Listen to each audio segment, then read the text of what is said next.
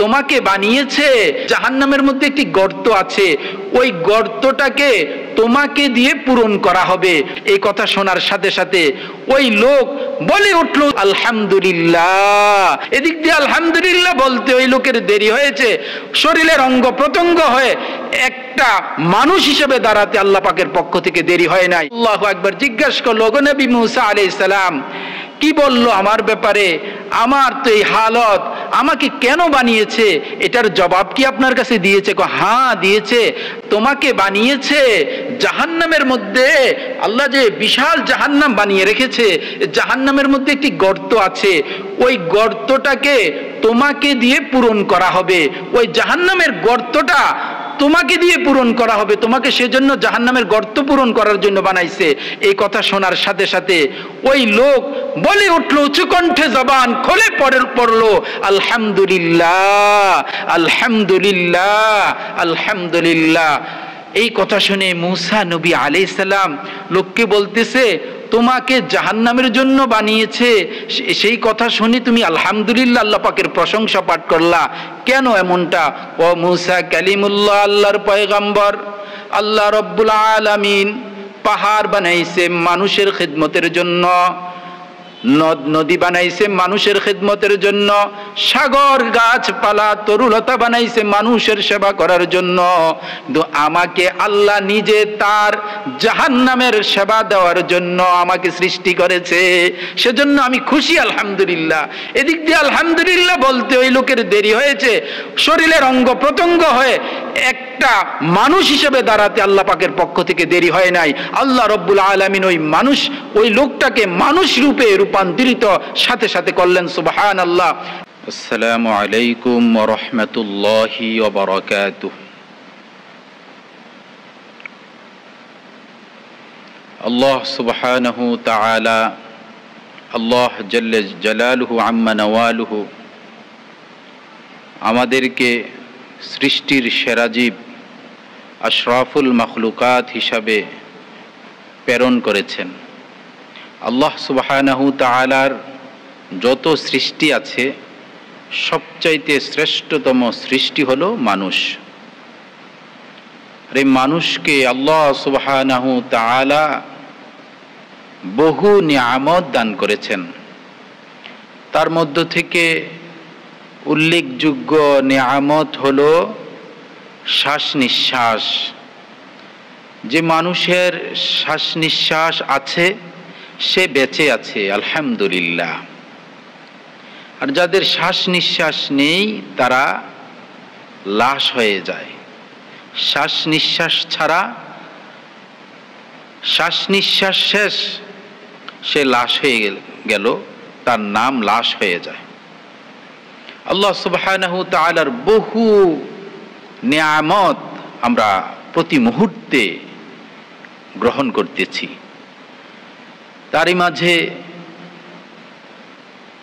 আমরা বাতাস গ্রহণ করতেছি। আমাদের যেই বডি, 3.5 হাত বডি, এই বডির মধ্যে অসংখ্য অগণিত নিয়ামত আল্লাহ সুবহানাহু তাআলা আমাদেরকে দিয়েছে। তার মধ্য থেকে অন্যতম হলো চক্ষু, একটা বিশাল এক নিয়ামত। জবান একটি নিয়ামত, মাথা একটি নিয়ামত, কান একটি নিয়ামত, নাক একটি নিয়ামত। নিয়ামতের শেষ নেই, অফুরন্ত নিয়ামত। কতগুলার কথা বলা হবে। মুহতারাম হাজিরিন, আমরা নিয়ামতের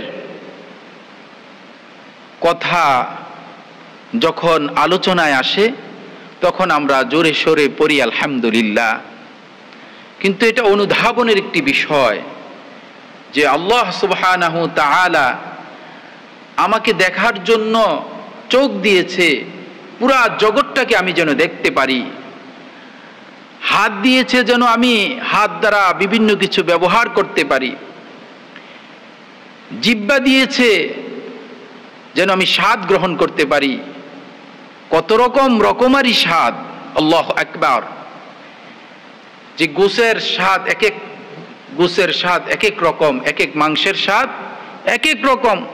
গরুর মাংসের স্বাদ একরকম, খাসির মাংসের স্বাদ আরেক রকম, মুরগির মাংসের স্বাদ আরেক রকম, কিন্তু জিহ্বা একটাই। আল্লাহ সুবহানাহু ওয়া তাআলা জিহ্বার মধ্যে এমন কি লাগিয়ে রাখছেন যে এক একটার মজা, এক একটার স্বাদ ভিন্ন ভিন্ন রকম। সুবহানাল্লাহ। মুহতারাম হাজিরিন, হযরতে মূসা নবী আলাইহিস সালাম, তিনার একটি স্পেশাল আল্লাহ পাকের পক্ষ থেকে একটি যোগ্যতা ছিল, আল্লাহ পাকের দান, আল্লাহ পাকের নিয়ামত। সেই যোগ্যতাটা হলো কি, তিনি ছিলেন কালিমুল্লাহ, আল্লাহ পাকের সাথে কথা বলতে পারতেন। মূসা নবী আলাইহিস সালাম তুর পাহাড়ের দিকে হেঁটে যাচ্ছেন, যাওয়ার পথে রাস্তার ধারে দাঁড়িয়ে আছে এক পথিক, দেখে মূসা নবী আলাইহিস সালামকে বলতেছে, ওগো আল্লাহর পয়গম্বর নবী মূসা আলাইহিস সালাম, নিশ্চয় আপনি আল্লাহ সুবহানাহু ওয়া তাআলার নিকট কথা বলার জন্য তুর পাহাড়ের দিকে যাচ্ছেন। আমার পক্ষ থেকে একটি আরজ, আমার পক্ষ থেকে একটি আবেদন আল্লাহ রাব্বুল আলামিনের নিকট আপনি পৌঁছে দিবেন। সে আবেদনটি হলো যে আল্লাহ আমাকে অপরন্ত ভরপুর, আমাকে অসংখ্য ধন সম্পদ দিয়েছে, অপরন্ত সম্পদের মালিক বানিয়েছে, আমার সম্পদের কোনো অভাব নেই, যেন আমার সম্পদগুলা যেন কমে যায়। এই কথা প্রথম ব্যক্তি।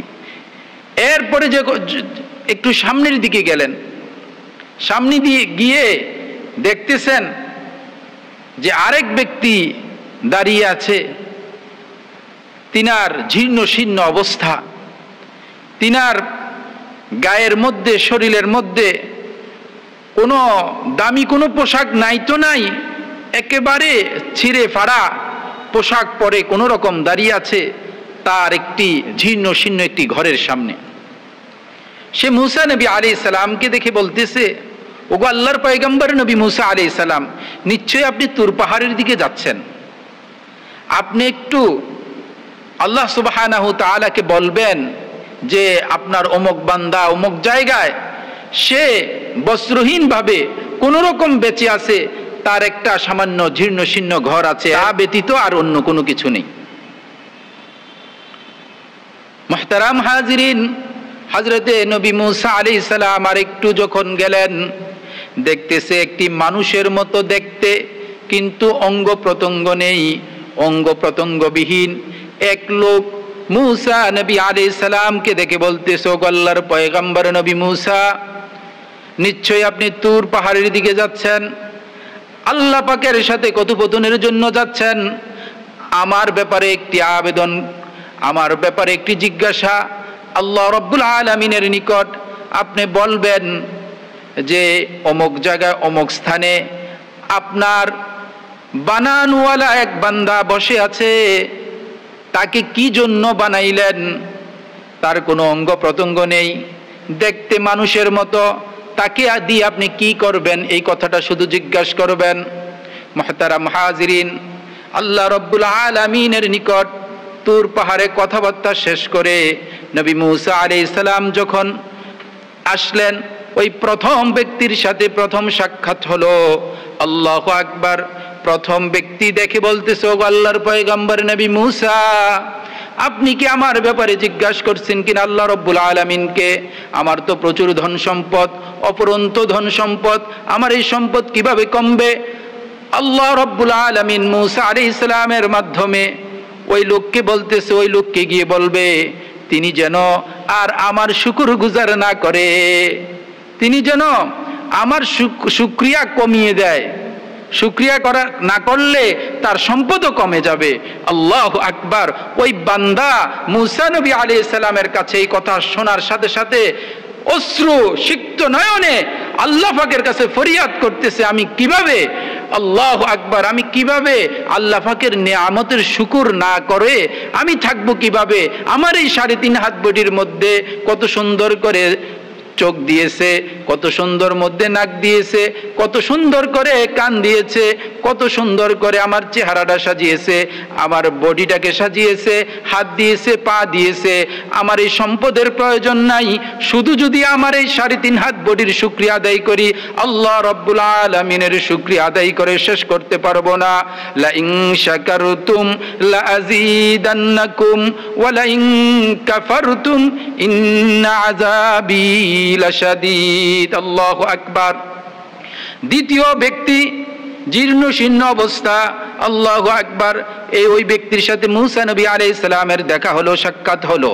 মূসা নবী আলাইহিস সালাম কে দেখে বলতেছে, ও আল্লাহর পয়গম্বর, আমার ব্যাপারে কি জিজ্ঞাসা করেছেন? হ্যাঁ জিজ্ঞাসা করেছি। তুমি বেশি বেশি করে আল্লাহ পাকের শুকরিয়া আদায় করো।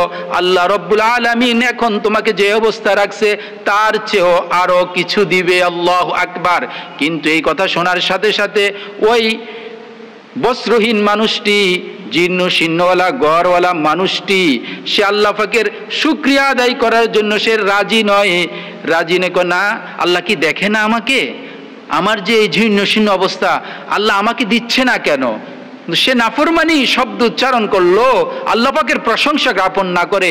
সঙ্গে সঙ্গে তুফান এসে তার এই জীর্ণ শীর্ণ ঘট্ট তছনছ হয়ে গেল, তার পোশাক টোশাক শরীর থেকে পড়ে গেল। আল্লাহু আকবার। এরপরে তৃতীয় ব্যক্তির কাছে গেল। তৃতীয় ব্যক্তি যখন দেখলো মূসা নবী আলাইহিস সালামকে, আল্লাহু আকবার, জিজ্ঞাসা করলো, গো নবী মূসা আলাইহিস সালাম, কি বললো আমার ব্যাপারে? আমার তো এই হালত, আমাকে কেন বানিয়েছে এটার জবাব কি আপনার কাছে দিয়েছে? হ্যাঁ দিয়েছে। তোমাকে বানিয়েছে জাহান্নামের মধ্যে।